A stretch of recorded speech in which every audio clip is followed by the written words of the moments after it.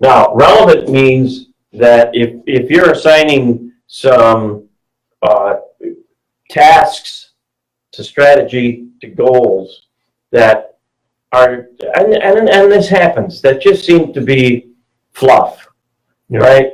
And it actually just deters people from getting to what they really should be focusing on. When we say, oh, hey, I want you to, here's a goal for you in the next month. Because we think that, well, if we just keep our staff busy, that we're doing our job. No. I want you to replace busy with productive.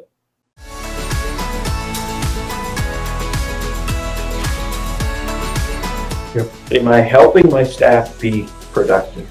So the relevant is really, it's the relevant contribution to the goal. I hope I was clear on that. If you look at that goal and this element of that goal and you go, is it actually going to get me to my vision? Or am I just, throwing work at people?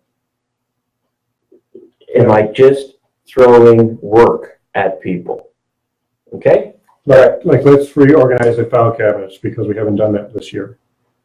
And then, of course, time-bound, I think that's pretty self-explanatory, right? Time-bound says, in its relevant way and achievable way, I need to have this done by, or we need to have this done by time certain. So if we think, based on our resources, that we're going to need 2 months to do something, or we're going to need 6 months to do something.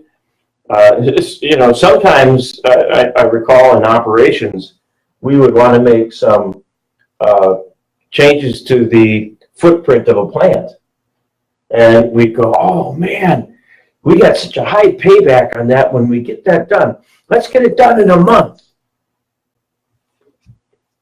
So my operations team is looking at me going, what? Can we get that done in a month? No, we can't get that done in a month. Moving the big machines around. Yeah, number one, acquiring the new machines. Yeah, right. Moving the old machines out of the way. Picking that up, moving it. Disassembling the machines, because we've got one client. The machine actually it's like 100 feet long. The process is, and it's in multiple parts.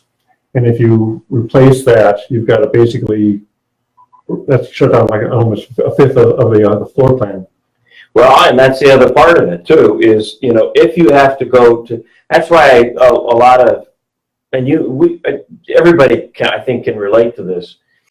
A lot of manufacturing operations. I remember working in a major foundry in Wisconsin when I would come home from college. I'd work on my dad's construction company.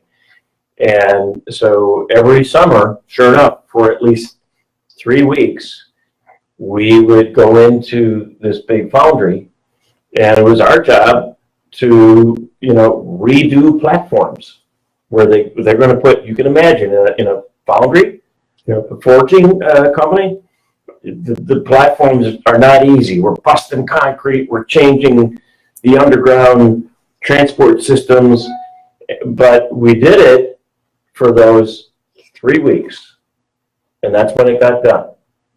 Okay? And by the way, I'm not suggesting anybody goes and works construction in a foundry. You're going to come out a different color. So guys, we're raising your consciousness here on, geez, when I give somebody a goal, is the outcome visual enough that they get it? Okay? And by the way, that's a part of the expectations ritual that we will take you through. But I can't do it now. Is the goal quantifiable? Is there, when I stick the thermometer in the most available orifice, right, am I going to get a measurement? Don't go there. I'm not even thinking about that. No, don't go there. Number one, with either my current resources or if I have to bring in more resources on some kind of a timetable, is that actually achievable? Number one, relevant. Is there a true contribution that goal, okay, is going to lead me to my vision, right? Okay. And then last is time bound. Always put a time on it. Because in many respects, that creates a sense of urgency, right? When you say, hey, we need this, we need this by, now, Whenever, if that doesn't work. Yeah. I will write a book someday. Yeah. We'll get to our sales goals within what? A year, 2 years, whatever. Well, we know that doesn't work. Because once we set these goals, we can backflush those goals into the strategies.